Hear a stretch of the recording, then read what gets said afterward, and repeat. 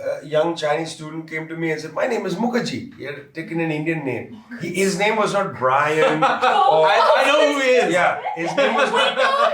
Yes, He's yes. Chinese and actually Yeah. similar to the Yeah, okay, Mukherjee, but though. his name was not Brian or Helen or his name was Mukherjee, and he comes and he talks to me in Hindi, and that made me so happy. Why are we talking in He's English? a character. We Why love are the him. three of us talking in English? Why aren't we talking in Chinese or in Hindi or in Yeah. Urdu or whatever? When will that come? That stage?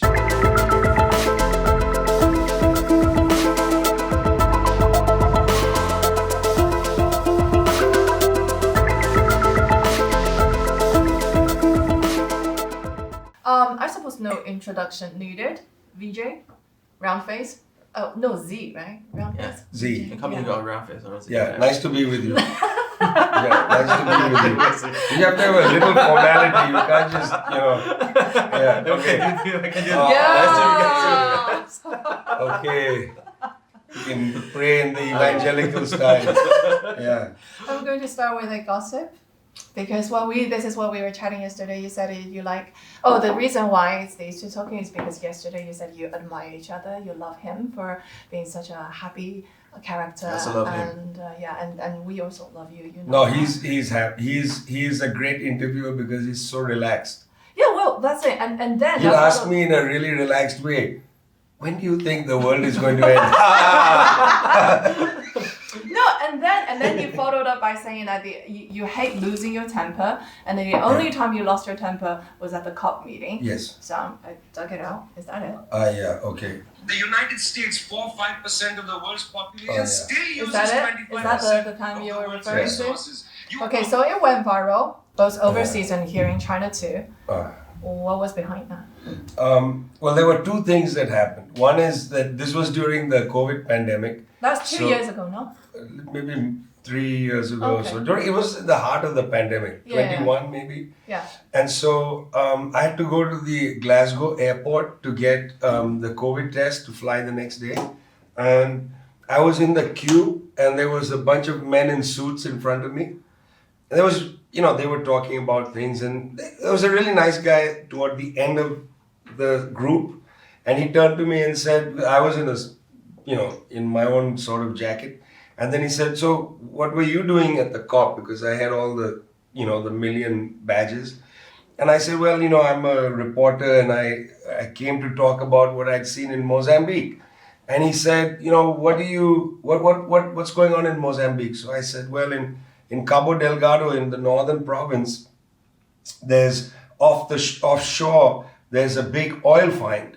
And two oil companies, French Total and Exxon Mobil, have the rights for it.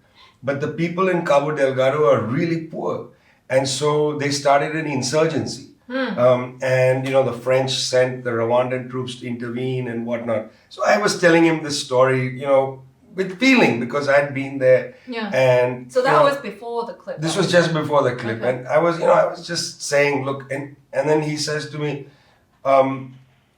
he had already told me that these guys work for an oil services company from Texas. Really nice guy, I must say. He was listening, and then 2-3 other guys turned to listen, and I was telling the story.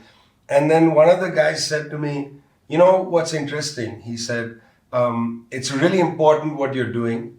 And he didn't say this patronizingly. Yeah. He said it sincerely. He said, it's really important what you're doing. People don't know about these things and so on. He said, and keep doing what you're doing. But he said, nobody cares. And then, we went in and I told the nurse, who was a working class woman from Scotland, this is what this guy said. And she was, full of abuses because she had just tested them before.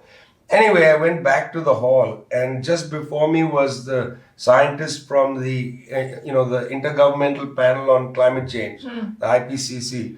And she gave a presentation talking about, how countries like India and China are just damaging the planet because they're producing all these things, and there's coal burning and there's so many of us. Yeah, and there's too many people, and I was just sitting there. I was thinking of the guy who just said to me, "You're doing important work, but nobody cares."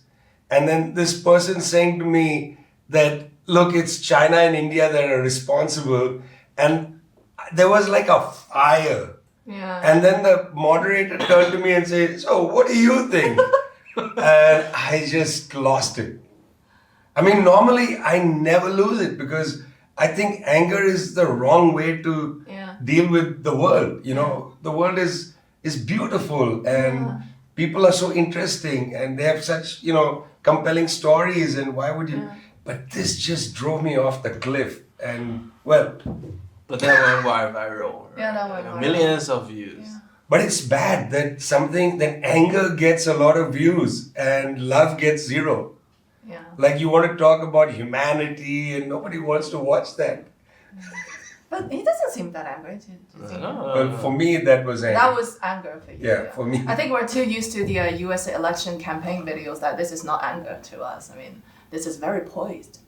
Okay, I felt angry. I felt really angry because, why? Because, you know, when these people talk about the climate and when they talk about how, let's say, China or India or Indonesia, you know, are responsible for so many greenhouse gases, there's three things that really bother me about that. One is everybody knows from the statistics that the West has exhausted the carbon budget. You know, Yeah. over the course of 200 years, they've ruined the environment. We know that. Secondly, we know that they have outsourced production to Indonesia, India, and mainly China. So China is producing goods and services, but a lot of goods. We're polluting on your behalf. On your behalf, exactly. That's the second thing. And the third thing is, what do you expect? Half the Indian population doesn't have proper facilities. So should we stop developing so that the planet is saved? You know, in the West, it's okay. You have 4 refrigerators in a house. You know, you can have 12 TVs. You can do whatever. But a house in India is not supposed to have electricity. Like that third thing, that drives me crazy because, you know, what motivates us into doing this is that we feel for other people. You know, what's the best kind of journalist? The best kind of journalist is a person who says, I want to tell the stories of people whose stories are never heard. That's the best kind of journalist, you know. The worst kind of journalist is a journalist who just wants to report what politicians are saying. That's not a journalist. That's a stenographer in any political system. You know, that's just a person who takes the press release and repeats it. I'm interested in, like you guys are, in going to see what are the things that are not being talked about. You know, whose feelings are not brought into the public domain. That's really journalism. And so we feel for people who have no electricity. I mean, you know, what was remarkable, the greatest story the last 10 years in the world, eradication of absolute poverty in China. Yeah. That's the greatest story in the last 10 years. You know, tomorrow somebody could go to Mars. In my opinion, that's not the greatest story. On my list of 10 greatest stories, eradication of absolute poverty, I don't know what God would have to appear to push this off the list of greatest stories. You know, it's an amazing story. Why? Because there are households where people were not able to eat properly, where they had no ability to read at night, no electricity. All of that is transcended. That is, you know, socially, that's a miracle in social terms. Yeah. And that's why it really bothered me when people say, well, you know, China, India, they should stop developing because it's ruining the planet. God, no. So he travels around in an RV, going into some of the remotest places in China. You want to talk about that? So I just want to talk about the video, the viral one, the first, because it inspired a lot of people, influencers, social influencers from developing countries like Vietnam. They found out that their country is still importing foreign trash. Not only like normal ones, but actually medical trash. Because for those who are doing international trades, you know, have a container going, for example, from US to China to get goods back to US, but when it comes back, it's empty. So whatever you get in the container, it sounds like it's a basic bonanza, right? Bonanza. You can do everything. So they carry trash back to China. What's happening now is China banned importing foreign trash, I believe 3 years ago or something. But they are now exporting trash to Vietnam, to Turkey. What Turkey is doing right now is throwing containers from Germany actually, and the World Bank or whatever, I think IMF actually gave Germany the best country on recycling trash. How they recycle is just ship those containers to Turkey, and now Turkey is shipping those to Haiphong in Vietnam. So Vietnamese, knowing that they went outrageous, just like you. So they're normal, kindly, lovely people. But every, I think, patriot, or even you're not patriot, you're just living on this land, whatever stuff they don't want, get on your land, burn, and get in your soil, then it lasts forever. Yeah. In fact, it's really interesting. In the 1990s, one of the most respected economists in the United States, Lawrence Summers, who's well known in China, Lawrence Summers joined the Clinton administration. But before the Clinton administration, he was working at the World Bank. He wrote a memorandum, completely serious, okay?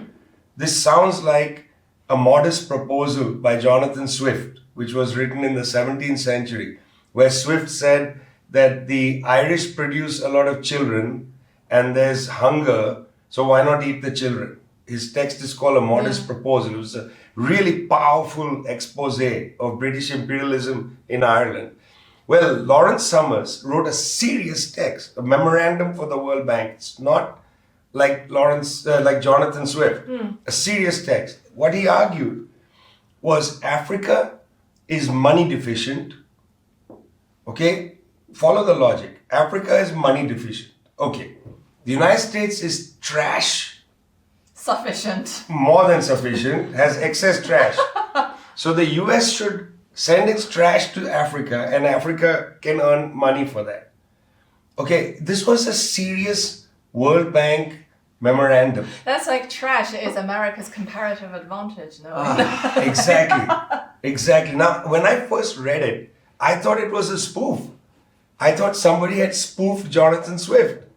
But it was a serious memorandum written by Lawrence Summers, the grandson of Samuelson, whose textbook we all read in economics classes. And Lawrence Summers, highly respected till today, right? In the the actual racism in the proposal. Like Africa is a home of trash. Vietnam is a home of trash. China is a home of trash. It's the racism of the thing doesn't occur to them. Like they think it's a perfectly normal thing to say. China can make money recycling garbage. It's so racist. Why don't you take care of your own trash? In fact, even in the US, it's highly racialized. Incinerators are largely placed in black neighborhoods. Nuclear waste is put into Native American lands. And in fact, in the United States, they created a concept called NIMBY. NIMBY stands for not in my backyard. Okay. NIMBY, not in my backyard. Yeah. So the NIMBY concept, which is about not in my neighborhood, is now globalized. We don't want our enormous trash in our country. Let's send it to Vietnam, a country we bombed with chemical weapons. As long as we don't see it. Yeah. NIMBY. It reminds me of the lead pipes right now. Biden is saying they're wishing to clear all the lead pipes right now in 10 years. And they have locals saying, okay, we're not doing that because they end up with some privacy stuff. And because lead pipes they use in lower income communities right now, they want to replace it with government, plastic, whatever. But when you replace it, you're not only gonna replace the public place pipe, you're gonna get in somebody's home and start doing stuff. Sure. People don't trust they don't trust U.S. government. They say, "Oh, we're doing good for you." They remember the black community of Tuskegee, right? Exactly. They're saying, "Oh, free vaccine," and you give, the stuff. So I don't know. Sometimes when I see those conspiracy theorists, I feel sorry for them. At first, I thought these people are crazy, but after learning all the stuff, I feel like I see where you're coming from, right? yeah. I mean, it's scary, right? You suddenly realize that, wait a minute, maybe some of these things are true. I mean, the issue is for us, the reason I always tell, when somebody will say online, you're a conspiracy theorist, I say, yeah, but except everything I'm saying is factually based.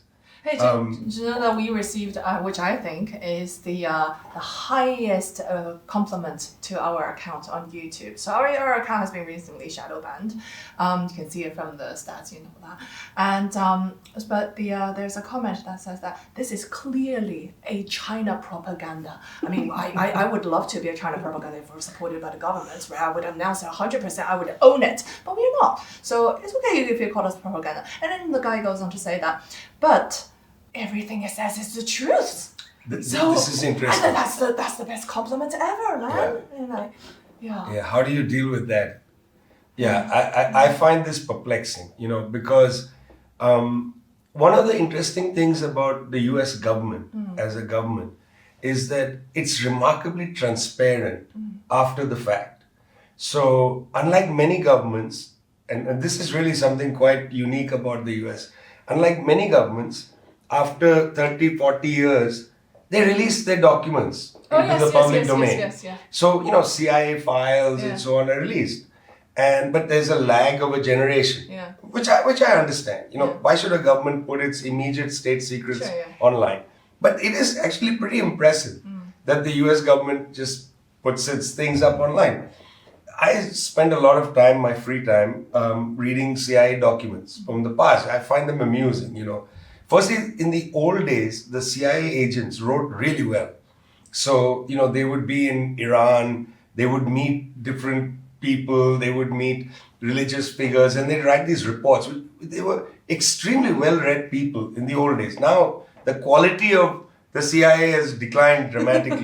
Their reports are no good, including British intelligence. The old days, the reports were fabulously written, almost like literary documents. Anyway, but, you can go back and you can read that they couped in Guatemala. There's like a whole section of the archive. They just tell you, this is what we did.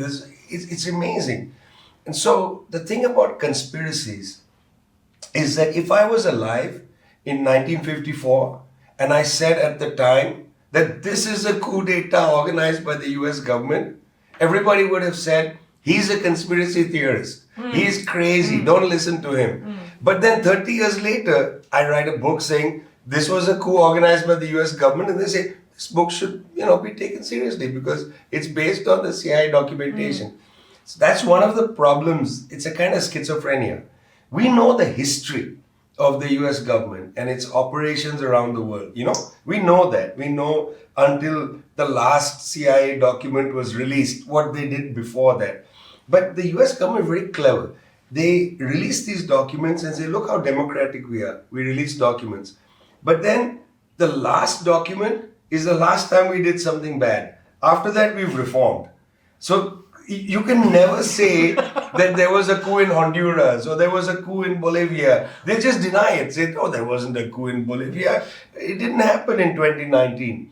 But in 2049 or 2050s, if I write about the coup, they'll be like, yes, there was a coup in Bolivia. It's a very clever way of misleading people. So anytime you criticize the government and sort of what they say, join the dots, yeah? If you try to join the dots, they say you're a conspiracy theorist. Now, if you join the dots, historically, you're a historian. It also begs another problem, which is that there are some people who are in our world who join the dots with crayons.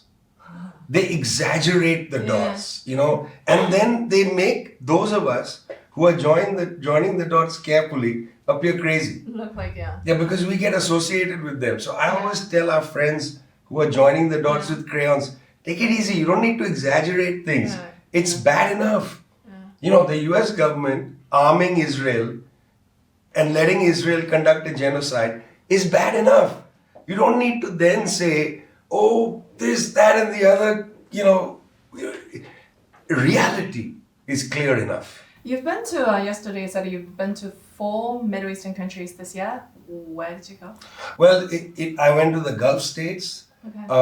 and I was in Egypt briefly.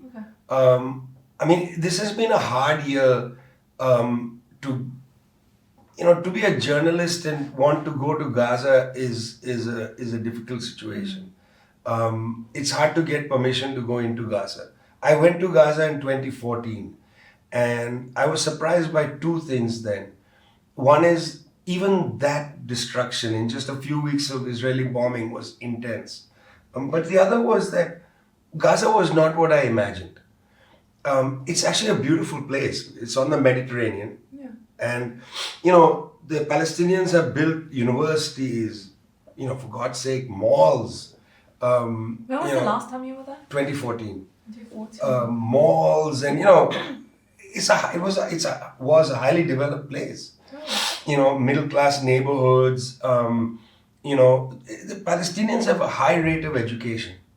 It's an important part of their, you know, the culture that they've developed as a people in exile. You know, if you lose your land, if an entire population loses its land, the only coin you have is education.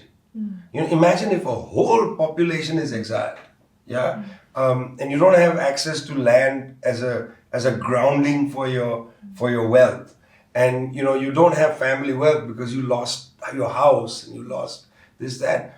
You're going to insist that education is where your children go. So Palestinians have a high rate of education, which is why you see so many doctors being killed, so many scientists. You know, Gaza has so many scientists. You walk in Gaza City and there's art galleries. You know, Gaza was not a large slum. It's a wrong imagination.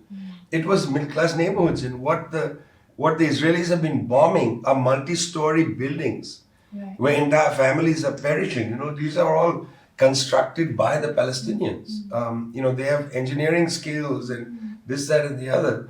But I was keen to. I've been reporting this war as much as I can from outside. I have, you know, friends and contacts in Gaza. Some of them unfortunately killed this year. But you know, like, it is a painful conflict because, you know, in China the numbers are not going to mean much. 50,000 dead, 60,000 dead. You know, in a country 1.4 billion, India the same size. You know, 50,000 doesn't sound like a lot of people, you know. But you got to remember that 400 families have been wiped out. If you put it like that, it's different. Imagine your entire family wiped out.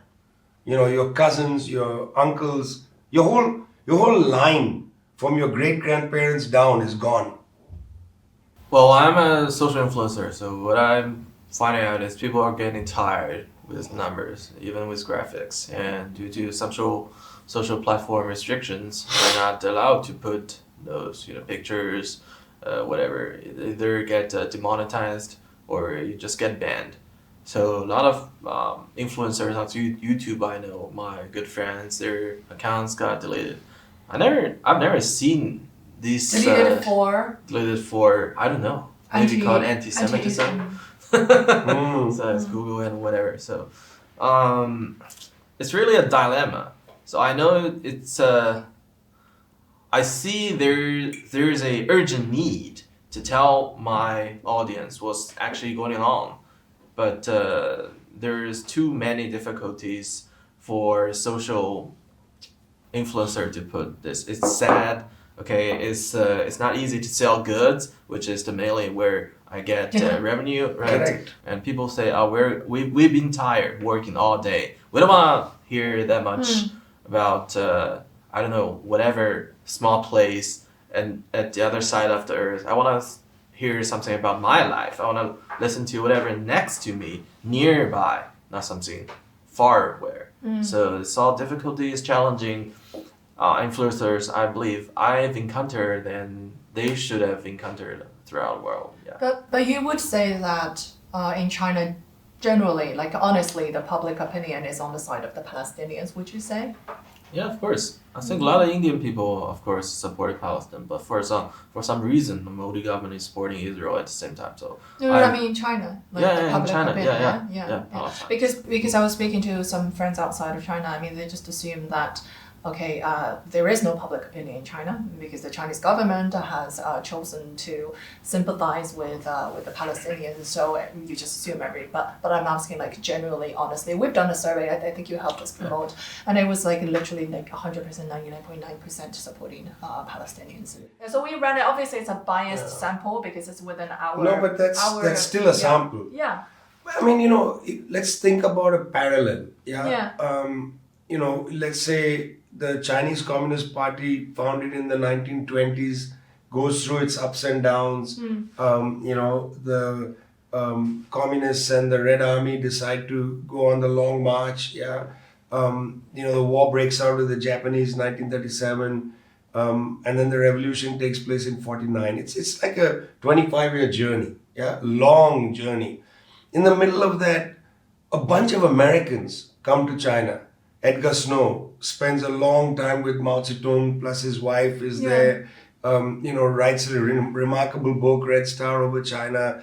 And he's not the only one. There are 4 or 5 people who come and write books about the Chinese Revolution. They stay with the Chinese Revolution. Anna Louise Strong writes journalistic articles, also writes a couple of books. Nobody said to them, this is exhausting. Millions of people dying in the war and fighting against Japanese fascism. Let's just tell our own next door story. The government of the independence fighters in India, Nehru and others, sent an ambulance to support the Chinese struggle against the Japanese. In India, there were a number of Chinese writers who were very well regarded and wrote regularly on what was happening here. Nehru raised the question of the immense courage of the Chinese people in fighting against Japanese imperialism. I mean, that went on for decades. And nobody then said in India or Europe, we're getting tired of this story. Let's not focus on Mao Zedong. They're up there in Yan'an. Let's just avoid them. No, people kept coming to Yan'an to say, what's going on here? And millions of people dying. The courage of the Chinese people to battle against the Japanese at the time was inspirational to the world. The Second World War in China was longer than in Europe. It starts in 1937 and really it ends in 1949. 45 is not the end because those 4 years, okay, you call it a civil war, but it was also a lot of, and I would even argue that the war in Korea is even a continuation. But in Europe, it's from 1939 to 1945. And yes, 25 million Russians die in Stalingrad, the battles and so on. Lots of people died there as well. But we never ever said in the Indian freedom movement that, it's getting tiring. Let's stop hearing about China. No, we must continue because the struggle for human emancipation has no limit. There is no sell by date. And I agree with you that one of the problems of the structure of the internet media is that it's feel-good content that gets monetized. I very much agree with you. It's hard to get away from that. But look at this lovely mug with a cat going through a watermelon. Watermelon is the symbol of Palestine.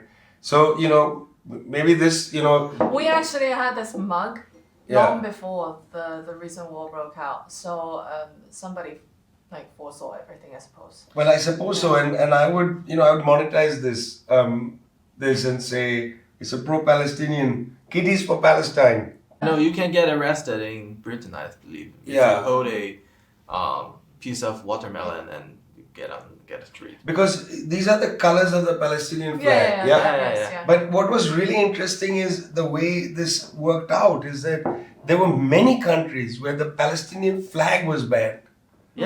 Many countries. And so the watermelon stood in for the flag. What was dumb about banning the flag is a symbol.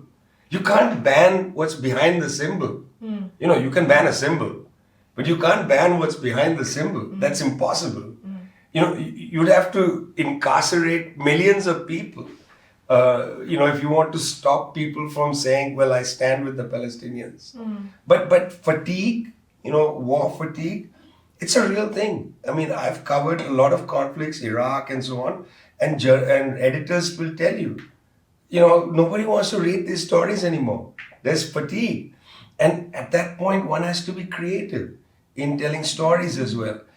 So in this last year, I've done a lot of stories. I did a story about noise, because that's important. Parents, middle class parents, but also all other parents. When you have a child, you want the child to go to sleep at night in silence. You tell them a story. Yeah. You give them a bath. Everything is, put the lights down. You sit with them for a few minutes and you leave the room. You want silence. Palestinian children are sleeping through bombardment because aerial bombardment happens at night.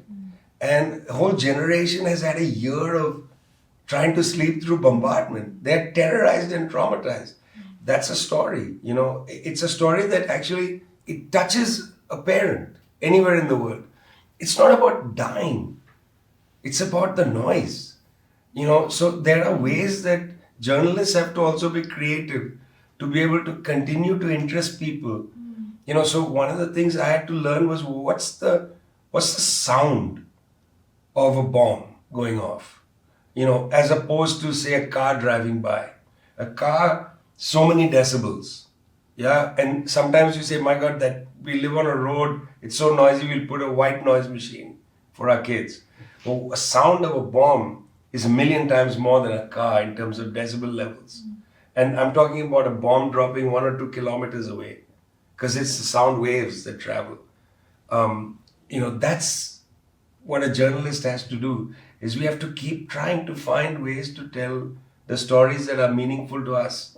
And editors, man, you have no idea how editors can be, because I worked in the print media and they tell you directly, your stories, advertisers don't want to fill the international page with your stories. Directly. You talked about monetizing. They say YouTube directly. also tell me that the ads don't want to put on your page because you're telling too many sorrow stuff. And in China, he's like a multi-million to like all social media platforms combined to 10 million or something. And as we were saying earlier, there is no way to monetize other than trying to sell some products. And they don't want to be associated with war pictures. I mean, how do you put up war pictures and kids dying and say that buy this can of orange juice or something? So, yeah, it's a difficult world. Yeah.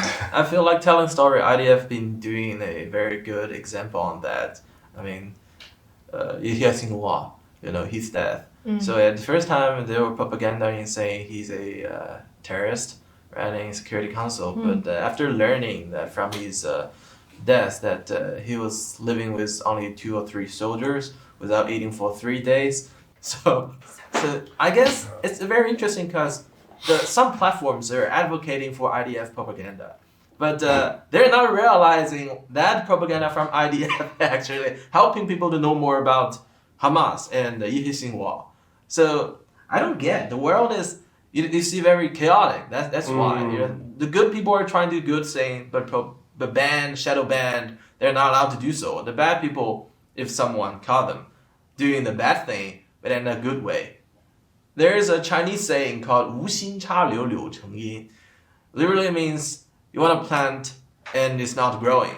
You occasionally throw something, whatever, wherever, and grow into a very good, park, I guess. Yeah. I mean, this begs 1,000,000 questions, okay? Because one is, there is an information order that exists there, It's fascinating how the Facebook, for instance, dominates the world transmission of knowledge. Now, I understand that China is slightly different because the Great Wall of Mandarin has created its own apps and its own social ecology of media. Yeah, and so people don't use the Facebook and Meta products as much, although they do use it a little, but not as much. But in the rest of the world, these things are quite influential and important. But it's not just that, it's the hardware. I live in Santiago in Chile. For me to talk to you, information has to go from my house in Santiago down a cable that goes to Los Angeles, and then the cable that goes across the Pacific. The cable that goes from Santiago to Los Angeles is owned by a private company. Now, they could easily say that, either these 10 accounts or any metadata you use these words will slow it down. They don't need to ban. What is shadow banning? Shadow banning isn't a ban. It just means that things are slowed down for you. So that if you and I are doing an interview and I'm in Santiago, my internet is slowed down. So it becomes difficult for us to do this properly. So we just have to say, well, you'll have to say, look, I'm no longer going to talk to you. There are many different ways in hardware. And then software is important. Even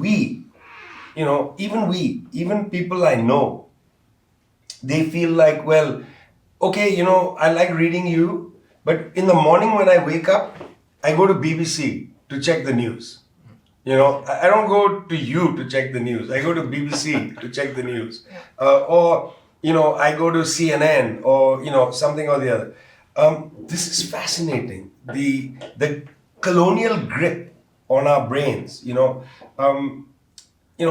how many people wake up in the morning and they say, I'm going to go to CGTN to see what the news of the day is, or RT, I think if you're reading in Russian, you may go to Russian news channels. If you're reading in Chinese, you'll go to Chinese news channels.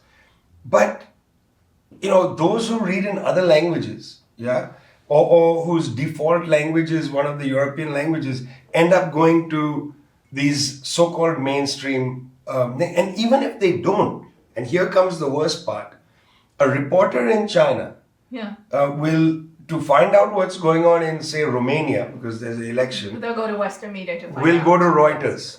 We'll read the Reuters wire, we'll read the Agence France Presse wire, we'll read the Associated Press wire in order to write their story. Because they don't have contacts and sources. So even their stories in Chinese, in Russian, in Hindi, totally defined by the Western media. So we have an uphill task, And I must say that, even when big countries like China and Russia are the two that have actually, and Qatar are the three countries that have tried to build international media. Al Jazeera, CGTN, and RT. These are three countries that have tried to build.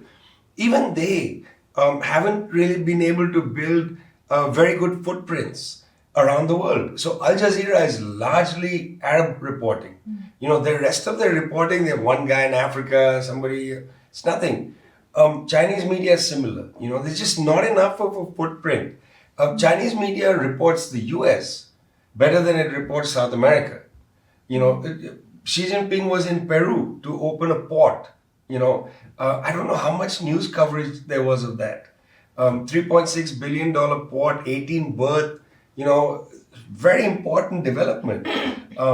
But the news stories I saw didn't talk about the fact that just a few years ago, the attempt to build a port in El Salvador was stopped. Why weren't these things brought together? Because journalists don't have a longitudinal history of following these things in our countries. And this gives us a problem because then you just absorb the stories from the Associated Press.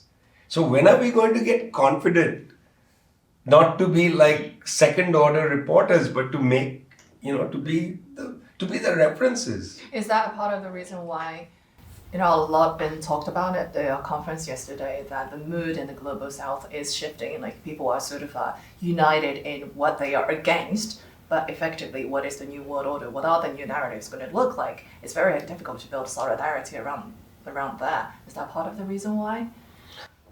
Part of it is that we just don't yet have the full confidence. Just to be very blunt with you. Yeah, one of the key takeaway from the conference yesterday is like, what if you don't have the capacity to build a capacity? Right? Exactly. Right? You have a channel. That's two channels. Yeah. How many people outside China will spend time watching what you're saying. You have to have an ambition to have millions of people outside China watch what I don't make media for India. I want viewers and readers from Romania, from Azerbaijan. We built a syndication service called Globetrotter, which I work for. I'm the chief correspondent. What we do in Globetrotter is, Shaoli, you will write for me an article, 1,000 words, on something that you've seen. I remember you told me about that. Yeah, and we syndicate it for free. And 400 publications around the world can use it. And they do. They do it in Afghanistan, in Saudi Arabia. They print it. Asia Times in Bangkok, La Jornada, one of the major papers in Mexico, prints our material in there. And it's free. It's basically like somewhere between an op-ed, an editorial, and a report. Basically, you source from reporters or editors from around the world who can reflect the sentiment on the ground. Yes. Right? So you have to learn to write about China for an audience in Mexico, in other places, and so on. So, but it's not like you're not writing for a 3-year-old. You don't have to explain everything. But the point is, we're trying to compete with a different form of journalism with the wires. And obviously, we don't have the capacity. Like, we can't release 10 stories a day. We release 3 or 4 a week maximum. Yeah. But I want to get to the point where we release 10, 12, 15 stories a day. Like, what's the biggest story today in China? Why haven't you written the 1,000-word piece? Okay, right now it's written, it's print, web and print journal.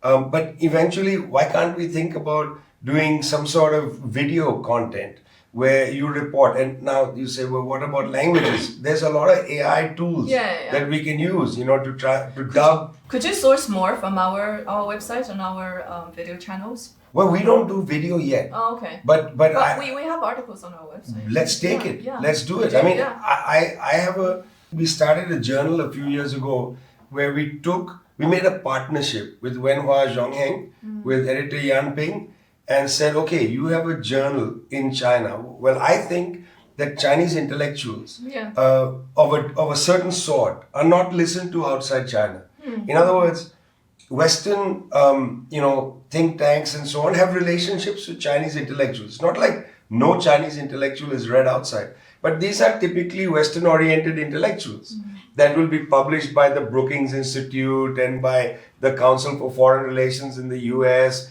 and by, some foundation in Europe and so on.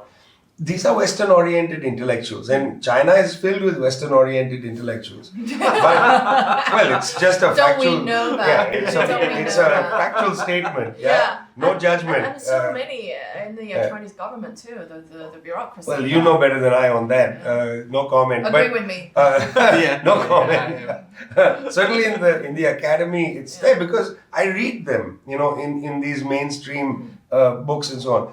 But there are a whole other bunch of intellectuals who are interested in developing different lines.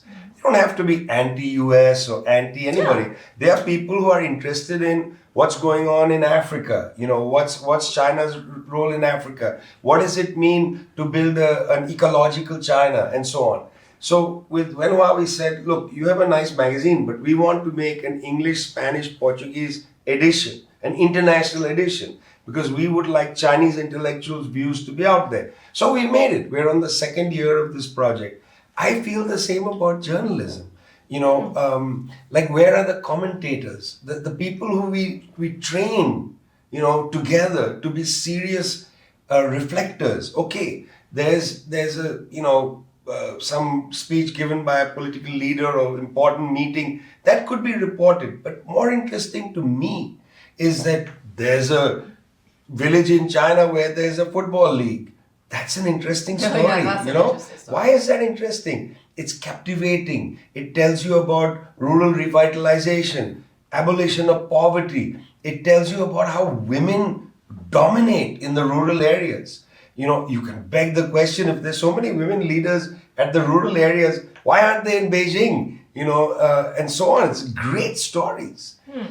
We need those, I mean, I'm very much opposed to the gap between so-called hard news and soft news. I think that's a bourgeois distinction. There is no such thing as hard news. Why is the voice of a woman leader from a rural community telling you about how she's trying to improve the capacity or the potential of her people through using the internet for farming? How is that not as important as, let's say, a governor of a province talking about something? Why is her voice less important? It's as important. She's reflecting a reality. So I would love for Chinese journalists to be read, in other parts of the world. I would love more Indian voices in China.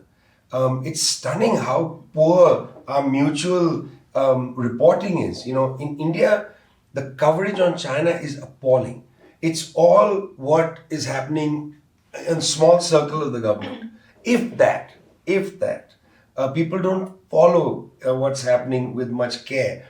Similarly, in China, there are so few people. There's so few Indian journalists who are capable of writing for a Chinese audience, explaining the realities in India. And unless you have more people-to-people understanding, if the universities aren't doing it, journalists have to do it. Unless you have that, how do you expect countries to come closer? How have you do you see the public perception about India here in China? Is it shifting? Is it better? Well, it's not good because if you count on social platform, then they're, as I said, it's for ads, for revenue. Otherwise, the social platform isn't providing any currencies. So you have to sell goods. To sell goods, you have to attract people into your video by what?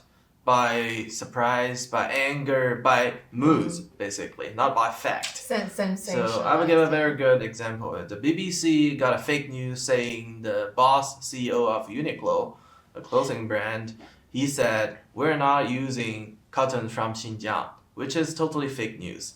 The Japanese version, because the guy is a Japanese, Yanai Tadashi, he told the Japanese-speaking BBC reporter that we're now not using cotton.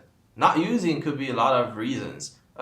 They make very cheap T-shirts. Of course, they use synthetics. Yeah, they don't use the cotton. It could be a good reason. But the BBC English channel says the Uniqlo is not using Xinjiang cotton. They changed it to does not. So not using and does not is totally different. Why And did he, in Japanese, did he say Xinjiang cotton? Yeah. Because it was a question. It was a question. Him. Yeah. Okay. And after doing the Japanese version of interviewing, the Japanese-speaking BBC reporter actually faked another asking recording in English. The questioning part. Yeah, the questioning Okay. part was re-recorded. Yeah. Like faking, I'm asking. Yeah. This time, she was telling English. But the original video, she was speaking Japanese with the CEO of Uniqlo, right? Yeah. So I made that video doing fact checking. I saw a lot of video got more viewing count than me. They're just critiquing on Japanese imperialism for no reason. And telling their audience wrong name of the CEO. The guy's called Yanai, right? His surname. The guy is saying, Yaina. The order of the name is wrong, but doesn't affect. He's telling the anger to their audience, getting more viewing It's a counts. very than me. important point. Yeah, See? you see, I mean, people like the Chinese social media or Chinese views are being criticized to be or being nationalistic. But I mean, here's the thing: they're all. I mean, he is the opinion leader in China, and he is very rational about it. So the CEO of Uniqlo has always maintained that we're going to stay out of politics. The BBC lady really forced it, shoved it down his throat, and then in the way they put it out. Now, technically they did not misinterpret or misrepresent him, but the way they reported it was very misleading. And sure, the Chinese internet followed because you always follow the bad news, right? Somebody's against China. They're boycotting Chinese Xinjiang while wanting to make money from here. And so they follow, and even with like sensible multi-million influencer like him, he put out very reasonable analysis of the whole thing, and it's very difficult to shift it. So You see, Uniqlo should be sponsoring us right now. They're not even. They should be.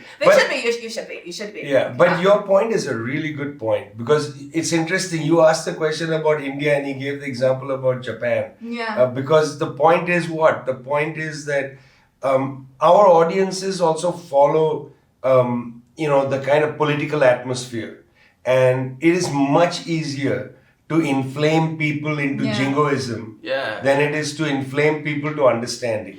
Triggering much easier. hatred Yeah, to sell goods. much easier. It's much easier. When than I write reporting in facts. Guancha, occasionally my friends will clip some of the comments Yeah. and translate and send it to me. And people write things like, this curry smelling Indian makes sense, and so on.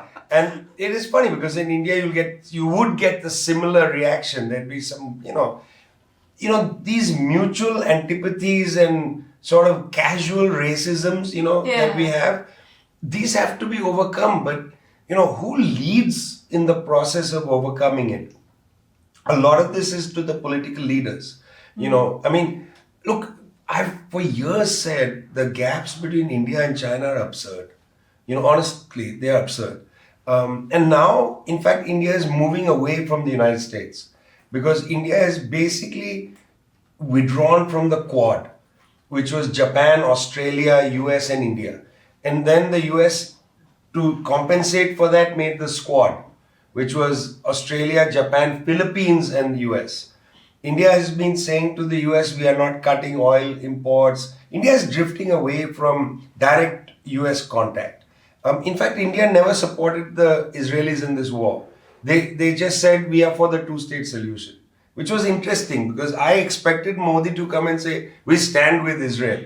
They never actually supported the Israelis. And a lot of the aid going from India is going through private companies. So it's been a complicated period. But what's the differences between India and China? We could solve this in a minute here. The border question, it's never the border question.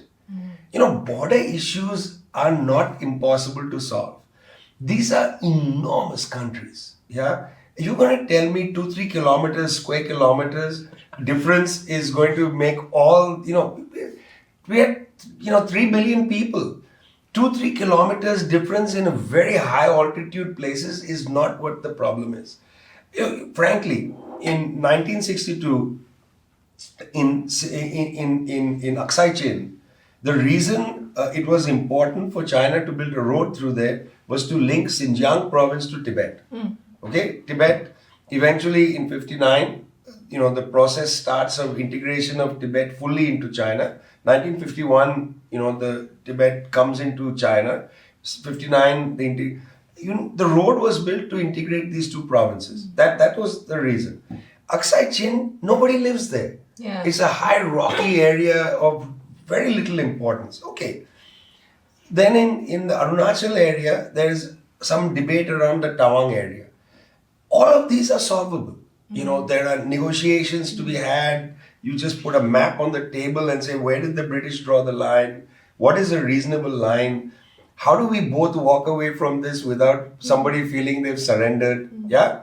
These are the ways you deal with it diplomatically. So how come we never solved it so far? But because there are always other things involved. It's not the border. It's like India and Pakistan. It's not the border. What are the other things? Yeah, that's it. So one of the issues is the question of the Cold War. India was a non-aligned country. When Nehru and Chou En-lai were together at Bandung, that decade was filled with possibility that India and China could have sorted everything out. The slogan in India at the time was Hindi Chini Bhai Bhai, which is Indian and Chinese are brothers. That was the main slogan. That was everywhere. But after the 62 war, which was a real war, the common feeling declined between the two countries. And once you have an armed conflict and the common feeling declines, it's very difficult to go back to, India, China, we are just siblings in Asia. That's one problem. Second problem is, I'm sorry, the Japanese, with the Japanese co-prosperity sphere, ruined the concept of Pan-Asianism. Exactly. The Africans have Pan-Africanism. Yeah. The Latin Americans have the idea of Patria Grande. We just don't have a concept, of Asianism. We are embarrassed because we are always reminded of Japanese soldiers with akasaki, those guns coming down. How do we revive an Asianism? So in Singapore and Malaysia, a bunch of intellectuals, Kishore Madhubani and people, in fact, Mahathir Mohamad, to some extent Lee Kuan Yew, all of them started to talk about Asian Yeah. values. Frankly, there are no Asian values. There are no values that are in common. It's absurd. You've got 3.5 to 4 billion people who live in Asia. There is no common value system. Yeah, if there was a common value system, we wouldn't have had Japanese imperialism. That shows there's no common values. There are competing values. Yeah. Okay, Buddhism comes from India, goes to Afghanistan, comes to China, but these things are complicated. So we have to revive the idea of some sort of Asian fellowship. Some sort. What sort? Like We have an old history together. yeah. Okay, the Himalayas were a problem. They posed a big challenge because people had to go all the way. We had Chinese travelers in India in the ancient world, and they are highly respected in India. An Swain is one of them. I'm not exactly sure how to say his name properly. This is how it's said in India. He walked all the way to India, and then in the 1930s, Rabindranath Tagore is very well appreciated. Comes here, meets Lucian. Gives speeches in China. Very much close to Sun Yat-sen's movement and so on. Goes to Japan, gives a speech warning about the rise of hateful nationalism. At the time, Chinese intellectuals go back to India with Rabindranath Tagore. They teach at his university at Shantiniketan. The family that goes back with Rabindranath Tagore, the man then remains in India, the Chinese man who goes with him. His son becomes a professor of Chinese thought in Delhi in the university. His grandson was teaching there until recently. I think he moved to Hong Kong. But that was 3 generations of people. We have all these histories which we don't know. A part of it is to get to know each other's histories and the common histories. I don't think people are aware of the role of Mao Zedong in India. The kind of fascination. India had independence in 47. But when the Chinese Revolution happened, it was an enormous shock to people. And then the fact that in China you could, abolish landlordism was an enormous sensibility. These are common histories. And I don't see why we don't spend more time. It is shameful to me that the Indian government gives so few student visas to Chinese students to come to India. We need more student exchanges. We need journalistic exchanges. We need more of this sort of people to people. We need to play more sports with each other. Invite him then. I would love to. I don't know if they give me visa or not. But what about sports? Sports, like what? What do you mean by what? Rural football teams. Real football games. Why do you Okay. say that they won't give you visa? Well, Is I that just know they rarely give Chinese visa right now. into India? Yeah, that's what I'm Yeah, saying. yeah, It's yeah. Really? How long has I that been? think, I think It's- after the clash. after the recent Yeah. clash, it's Yeah. not been calmed down. Even though Xi Jinping and Modi met, and Yeah. they said we'll open a new dialogue. These things take time. Yeah.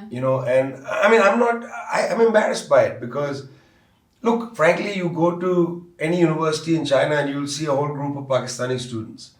Because Pakistan and China have a close relationship Yeah. through the Belt and Road. And that's great. It makes me happy to see that. It makes me happy to meet somebody from, I was in Beijing. I gave a presentation with Wenhua. We released an issue. There were a number of people in the room. A young Chinese student came to me and said, "My name is Mukherjee." He had taken an Indian name.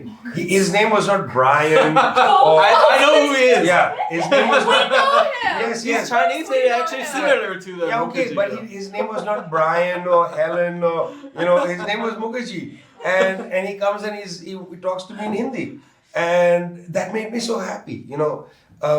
Why are we talking in Oh, he's English? a character. We Why love are the it. 3 of us talking in English? Why aren't we talking in Chinese or in Hindi or in Yeah. Urdu or whatever? When will that come? That stage? Well, I'm trying to study Hindi, but it's very difficult because Really? the Wow. pronunciation sounds all similar. Metikum and then Metikum. He, pu, ti, he, vi, everything sounds the same. Yeah. And there is a social influencer on a Chinese website. He's I believe the only student got a visa. Even he's studying international relations in Jawaharlal Nehru University. They're not giving student visa, even you got offers. In the metropolis, even they're very high, good schools. They only get like 6 students in that city. Yeah, Wow. this Six to me is Chinese a students. mission. Because I remember 10 years ago, there was a lot of backpackers, like independent travelers, going over there. So there was a like somewhat an Indian sort of like a craze going on. Among Let's the- do it. Yeah. Let's do it. Let's travel more to Vietnam, to Laos. Let's do it. Yeah. What do we know about all these countries? I mean, there's now a train that goes right to Vientiane in Laos from China. But let's do it. Let's find out about other Asian countries. Let's start a travel agency. Yeah, why not? I mean, like recently there was martial law declared in Korea. Yeah. I've been to Korea a bunch of times recently. Yeah. I want to go to the DPRK. It's not easy to go. I would like to go and engage people there, talk to them, see what it's like. I've been going recently to a number of island nations in the Pacific. Yeah, how's that? There are 400 US military bases in the Pacific. Did you know that? There are 990 US military bases in the world. 400 of them are in the Pacific. Yeah. And they're all in these little islands. And the people of these islands are saying, we don't want you here anymore. That's what it's like. I mean, it's hard to describe. At the conference, we had this remarkable woman from a small island in Japan, 50,000 people. It's not that small, but it's small in comparison. Gorgeous, the Pacific laps onto the soil, beautiful beaches. And what are these islands? Radar stations, Yeah. missile Yeah. silos, American military bases, yeah. and the French have like nuclear test sites where they polluted the water. All of this has to go. We need more beautiful beaches for humans to not go and ruin. I'm not interested in that, but whatever. It's better. Look, tourism is better than a military base. I know tourism has its problems, but it's definitely better than a military base. Hawaii. I was in Hawaii recently. I was with these people from the sovereignty movement. Giant US bases. They polluted the water thing. There's a place called Red Hill where the US was basically releasing fuel into the soil, polluted the water. US troops were getting cancer, not just the others. The Hawaiian sovereignty movement wants to remove the bases from Hawaii. Pearl Harbor will be gone. I went to Pearl Harbor. It's a bunch of rotting ships sitting in the harbor, with all their toxins polluting this beautiful, beautiful water. I love the beaches of the Pacific. I have at least 10 Japanese friends tell me they have a theory. They're thinking there should be an urgent need to remove US bases because they believe they're releasing called PFAS. It's firefighting foam or solution to fight military-based fires. But that solution is anti-bow deposit, anti-light, anti-fire, anti-high, low temperature, anti-everything. So it's used to put out fire, but there's literally no way you can get rid of it. Yeah. And they're releasing that into water. It's already in underwater system. So their theory is the U.S. military is releasing PFAS into water system to eternally pollute the land. So even the locals want to protest and get rid of the military base. They will say, okay, this land is already impossible for civilians to use. Yeah. They only use it for military base. So there's no way you can use Wow. it. Why not let us stay? Wow. I followed a story from Okinawa where the population there didn't want the base to be expanded. So they did a very clever thing. Now, Okinawa is actually part of Japan. Yeah, of It's, course, it's yeah. legally part of Japan, just to be clear. There's a US military base on it, which anyway is a reduction of your territorial sovereignty. But interesting, what this group did was they said, look, there's this kind of fish or dolphin called the dudong. And the dudong swims up into this one river. And so if the base is expanded, the dugong's habitat will be ruined. So what they did was they went to the US Congress, to the environmental whatever agency and some environmental congressional thing, and they made a complaint there. Now, again, just to repeat, You mean the Okinawa people? yes, went over there? Okinawa is part of Japan, Yeah. but they took the case to the US Congress to say that the US base, if it is expanded, will hurt this dugong. And the US Congress said, yes, we should protect the dugong. It's So a the- Democratic Party. Yeah, so the dugong, It's a very sovereign nation. yeah. Oh, we're gonna spread this Yeah. everywhere. And yeah. the dugong, therefore, is firstly more important than the Okinawan people, A. And secondly, Oh, yeah, I missed that point. Yeah, you missed that part. I missed that point. Yeah, that's an Brilliant. important point. Yeah. And the second, of course, is that the US yeah. has sovereignty over. Yeah. It's one of my favorite stories of the absurdity of our world. Okay, and Japan is a G7 country. Yeah. You know that, right? yeah. Japan is like an important country, right? Yeah. Yeah, it's a big industrial country. I read a report on The Guardian saying the lithium batteries is now big stuff. Biden and Trump want to make cars, vehicles, but you need lithium iron and lithium mine. The only working lithium mine right now in U.S. is in Nebraska, out of nowhere, I guess. Yeah. And the locals don't want this lithium mine, so they're going to Congress saying there is a very rare flower called whatever Latino name, I don't know. The rare flower the habitat is only that place. So if they have a mine there, the flower has got nowhere to go. It's going extinction. And they took this to Congress. The only lithium mine right now is not working.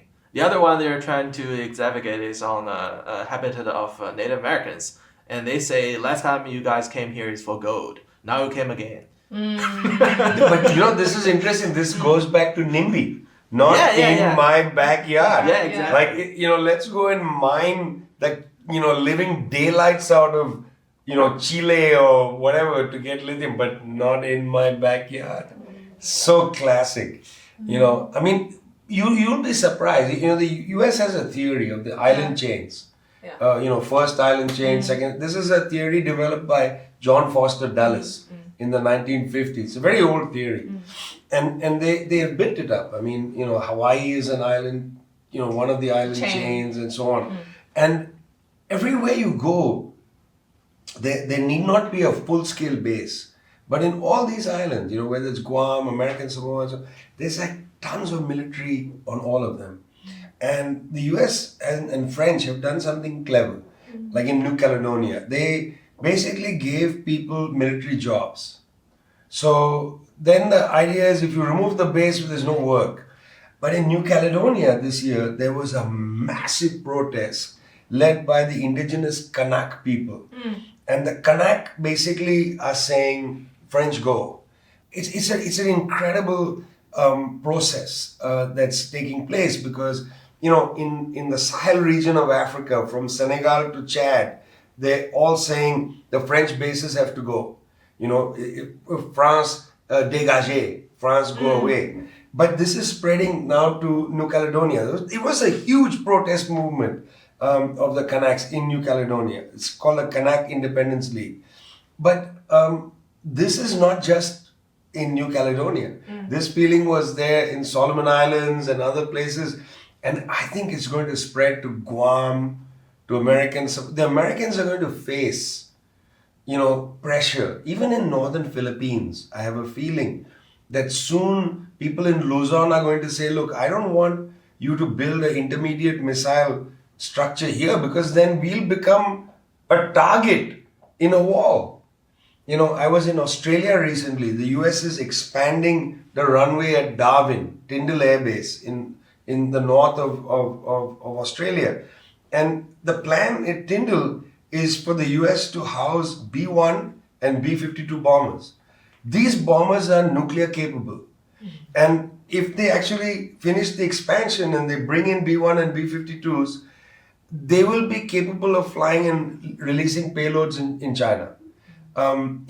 Intermediate rockets could fire from Luzon directly into Shanghai. Minutes, undefensible. You can't defend against it. People in Darwin are going to say, I don't want this, because then there'll be retaliation. I mean, so there's going to be a turnaround. This whole build-up of war pressure on China, it's not about China and the US. People in Australia, people in Philippines, they are going to turn around and say, we don't want a part of this. I'm telling you this. But the sentiment is one thing. Are they going to be able to execute it other than resorting to going to the environmental agency to say that let's protect the fish? Like, I mean, is the public sentiment going to actually mount to political will? You can just take the example of what happened in Africa. That public sentiment was so great. The government had to be overthrown. And then the government had to say, okay, the French have to go. These are small island nations. Solomon Islands, a couple of years ago, was totally pro-American. And then there was a lot of pressure that we don't want to be a target in the middle of this war. And also, we would like to get involved in trading more with China. The government changed, they started trading with China. That was public sentiment. There were protests on the ground. So I'm not saying that, the Australian government will change tomorrow, or the government in New Zealand. These are big countries. They are old, Five Eyes, they have lots of white settler consciousness. But some of the island nations in the Pacific, Polynesian protest movements are picking up. In New Zealand recently, the government tried to change the old treaty from 1840. There was a treaty in 1840 to settle the war between the Maori and the British settlers. That was in 1840. They were trying to revise the interpretation of the treaty. There was a mass protest, and you must have seen the viral of the 22-year-old elected official, Hannah, forgotten her last name. She stood up in the parliament. That went viral in China course. too. Yeah. But that's the revival of a new Polynesian radicalism that goes from, Polynesian culture goes from New Zealand to Hawaii to Rapa Nui in Chile. It's a big triangle and all these islands in between. There's a real revival of sovereignty amongst the Polynesian people. It's going from Hawaii, it's all over the place. It's not going to disappear. You asked a correct question. Is public sentiment going to change things? I don't think we should say it one way or the other, because you never know in politics. Things can happen. And in small island nations, because the population is small, people are angry that they are in the middle of rising sea waters, nobody cares about them, COP dismisses their concerns, they're angry, they want their sovereignty. The key word nowadays is sovereignty. We don't want to be told what to do by somebody else. And in that sense, I would say there's a culture that's developed in China which is both annoying and good, and that is non-interference in other people's affairs. This is good because it means that you respect other people's sovereignty. It's annoying because sometimes you want a country like, China has a certain... you want the Chinese government to say, hey, listen, this is not a good thing what you guys are doing. Let's, you should abolish poverty. We would like the lessons of abolition of poverty. Come and tell people, listen, this is how you can... But non-interference means, okay, you want to maintain poverty, you maintain poverty. So you know what I mean? Yeah, my friends in Nauru, they're saying you should intervene, so stop Japanese from releasing the nuclear wastewater from Fukushima, right? Yeah. Because Japanese media is saying this is our interior affair, so you should not intervene. Yeah. That's a very... The sentiment is almost like the US constantly telling everybody that don't worry about it, we are a benign hegemon, we're just going to put nuclear weapons, we're just going to military bases on your land and force you into a proxy war, but it's fine, we're a benign hegemon. And everybody says, no, no, it's not about what you think, it's about what we think. Well, China's like, okay, we don't want to interfere on one of it. And then the rest is saying that, dude, wake up now, okay? Do A something. little bit of interference is okay. It's not like you don't have to be. Nobody wants you to invade. I mean, we don't want a world of Chinese military bases, okay? And I don't think the Chinese government is interested either. You know, I mean, it's a waste of your money to go and build bases around the world because unless you're seeking world conquest, I mean, this is not a video game. This is real life. Yeah. Sometimes I think that the U.S. government thinks the world is a video game. You know, you just put like, I'm gonna put a base here. I'm gonna put a base, like the game of Risk. I don't want the world to be Risk. You know, I want people to be able to enjoy their lives. You know what the greatest joy is? Okay, I never wanted to be a political reporter. I wanted to be a sports reporter. I love writing. I write a column on cricket. I love sports. You know, I love writing about sports. I wanted to write about music. You know, and politics is to some extent boring. You know, he's a scientist, right? Yeah, well, I mean, we all have. And I read his article on Li Xiaolong, Bruce Lee. Yeah. I was shocking to find, Vijay was writing on Bruce Lee. How? And I love writing about things like that. He's interested to find out, Vijay has a new function. People are complicated, right? So we want to get beyond, humans want to get beyond conflict. You know, I mean, obviously you'll never get beyond conflict, but big conflict. Yeah. You know? But can I ask you, like, so we, for the past half a century, and also, you know, the U.S. military alliances, NATO's here, military bases there, we sort of like get into this notion of that assumption that, like, you sort of have to have some sort of a military alliance to be even sovereign. Like, you have to have some sort of a military backing to even claim that you are sovereign. What you're saying that is not the case. Countries can remain in cooperation, global partnerships, alliances without actually going into military alliance. Look, firstly, let's be a little practical. I mean, today, for a country like China to say we're going to just get rid of our military would be a huge error. Because we are facing a challenge from countries that actually do invade other countries. I mean, the United States did invade Iraq, did destroy Libya. The Libya example is interesting. Gaddafi made a deal with the West. He told the West, look, I'm going to pay for the people who died in Lockerbie when the bomb went off on the plane. He said, I'm not admitting responsibility, but we'll pay for the victims of Lockerbie. We want to have a normal relationship with the Western countries and we'll give up our nuclear weapons program. And then they were destroyed. I mean, think of the lesson that the Libya example gives to the rest of the world. Do you think North Korea is going to say, okay, we're going to just give up our nuclear weapons? Why? Because, we think now we're going to, when President, what was his name, Moon was there in South Korea and, they had this sunshine policy, we're just going to give up our nuclear weapons. Huge mistake, because then comes Yoon and, and then comes Trump and whatever. Like right now we are not in a stage where we can give up our defensive capabilities. I think it would be an error for a country like China to think that it needs to create an offensive capability. I think having a defensive capability right now is sufficient. Once you have nuclear weapons, why do you need other things? Because, somebody attacks you, you clobber them. I mean, I'm not saying you use a nuclear weapon, but you can use a big weapon, What the Soviet Union did, I think, which was a mistake that needs to be studied, is that the Soviet Union, after having tested hydrogen bomb, they continued to try to maintain parity with the West. The Western capitalist system actually benefits by increased military spending because they are not interested in social spending.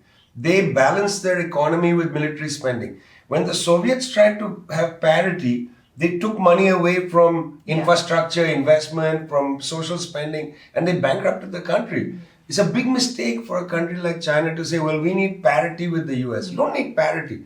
You need to defend yourself. That's important.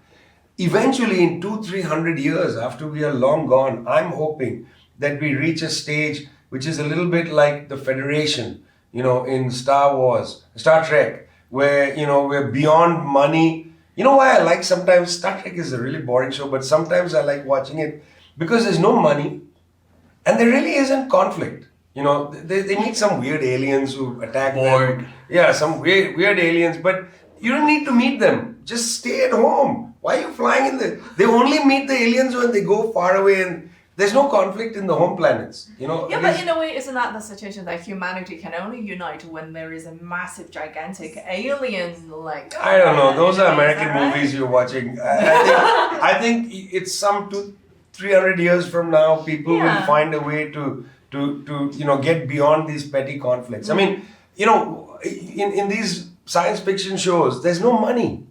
People get into the train. There's no tickets. That's true. They just eat. They're post commodification. And that's the society I want to live in, is a post-commodification society. People say, what will you do? You built these so-called dark factories.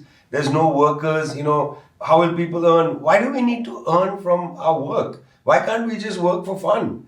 And build a society where, I can go out and paint, or I can, entertain people. I would love to by the way, all three of us entertain people for free, basically. Okay, we don't make a huge living. Yeah, I do lectures. I never get paid for anything. Yeah. Yeah, I write books. I never get paid for them. I write articles. I don't get paid for it. I don't monetize anything. Okay, I live like an idiot. In fact, are you paying me for this? No. No. Yeah, exactly. We're not getting paid What for is this. that? I'm not Yeah. getting paid. I got a cup of coffee, and you pick me up and He whatever. paid for you know. his own taxi. He paid for his own taxi. I mean, we're crazy people. Yeah, I know we are crazy people. But we're happy. Are you happy? And Yeah. we're happy. Yeah. And what is the pursuit of life? It's not money, it's happiness. And so that's where 200-300 years from now, Yeah. I always think people like us, we are time travelers. We are time travelers from a future of happiness. We've come from some future and we're telling people, relax, you don't need to make all this money. You need to pursue happiness. In fact, this is an old Greek concept, eudaimonia. Aristotle writes at length about it. What is life? It's a pursuit of happiness, eudaimonia. That's the pursuit of happiness. That's what we seek, yeah? So, yes, in some future time, we'll all be, when we go back to our home planets, the three of us, we're aliens from some happy future, advanced civilization. Sorry to sound arrogant, but, maybe we are. We are aliens from advanced civilization, from not on Earth from today. from a future advanced civilization, both time and space travel. But the fact is that I think this is where humanity could go if we don't destroy everything. And I would like to say to people in the West that stop pursuing power and money. Pursue happiness and fellowship. And how can you live in a society? Gandhi said something amazing in 1925. Gandhi said, the true test of a country is not the number of millionaires it has, but the absence of starvation of its people. So we can update that. The true test of civilization is not the number of billionaires you have, but the absence of poverty among the people. You go to New York, there are people sleeping on the street. Yeah. I was in Australia recently, in Sydney. So many people on the street, mostly people, Aboriginal backgrounds and so on. It's disgraceful. How can Yeah. you call that a civilization? I was in Morocco recently, my first time visiting the house in Marrakesh. It's literally a war between absolute poverty and absolute extravagance. And that's when you really realize, such is the legacy of colonialism, because people are actually okay with it. And if you look at per capita GDP, Morocco's per capita GDP is actually on par level or even higher, let's check, with China. So by that measure, you come back and think that China really should not look like China. Like we've been to some of the poorest regions, like mountainous regions where nobody even should live there, like given the natural conditions. But they have 5G, they have high-speed railways, they have roads. I mean, no... They have clean water. Yeah, clean water. I mean, nothing, electricity. No, I mean, none of the bourgeois luxury stuff, the shit that happens in Shanghai. But, it's a normal living, happy village. And so by that notion, you compare to Morocco. China should not look like China. But you gave the example of Morocco. I was in New York. There Yeah. was a man walking around the street without pants. Yeah, he was disoriented. Yeah. He was walking around with pants, and people were just walking by him. That's not a civilization. That just cannot be No. It's reality. freedom. Darling, It's- we call it It's freedom. freedom. Yeah. Yeah, it's not even freedom. It just makes me want to cry. Yeah, Yeah. and that to me is the proof that we are thinking in the correct way, which is we don't want a country like China doesn't need to feel we need to tell the world what to do. But you've done a few things which That you can can be model. shared. You can model it to the world. Like it is possible for a poor country. China was a wretchedly poor country, Yeah. into the 1960s. Yeah, I first came to China in the 1980s. It was a poor country. Yeah. Yeah, I mean, Shanghai was not this in the 1980s. Not this at all. Firstly, there's something that was very cool about Shanghai, which is maybe all cities, but I only came here because we went to the countryside outside here. There were like 1,000 bicycles at a red light and no cars.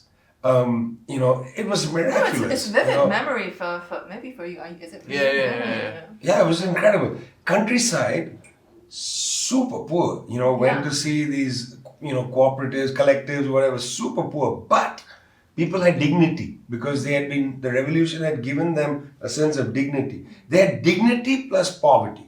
They had literacy but still poverty. They were eating sufficiently but still poverty, meaning the infrastructure was poor, roads were not great, and so on. These were amazing advances that have taken place here.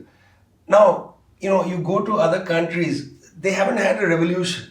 So the dignity question is serious. I mean, what are we striving for? I'm striving for to live a happy life, but to live a life where the society is dignified.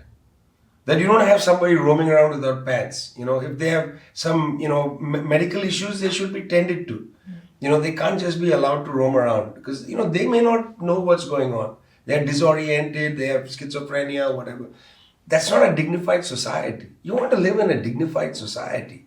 That's the goal, So I think what we propose to the world, the three of us are proposing to the world, is don't be satisfied living in barbarism. Capitalism is barbarism because it exactly is that. Extreme poverty, extreme extravagance. That's barbarism. I don't want to see the first trillionaire in the world. Jeff Bezos of Amazon, his ambition in life is not to solve the problem of clean water. His ambition of life is to become the first trillionaire. That is vulgarity. That is not something that impresses me. It diminishes him in our eyes. Why do we need a trillionaire? Why do we need billionaires? I mean, what are you going to do with all your money?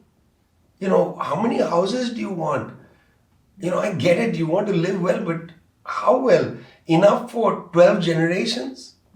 This is nuts. And frankly, people who are that wealthy, their children are routinely unable to create a life for themselves because they don't have ambition. They don't have motivation to be decent people. They have money around them. They get used to ordering people around. What a culture that is. Horrible. They don't know how to clean a dish. I was talking to a teacher once who told me that she has students at a prestigious school. They don't know how to peel a banana. That's a good question because I drive an RV. I have to do everything myself. I have to fix pipes.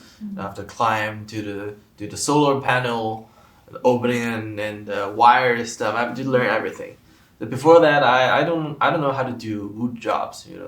To use a machine to put nails and tucks. But now I learned everything. And with working with workers, I felt I was thinking it could be very tedious and tired to do those jobs. But after finishing everything, I feel very good about myself. Yeah.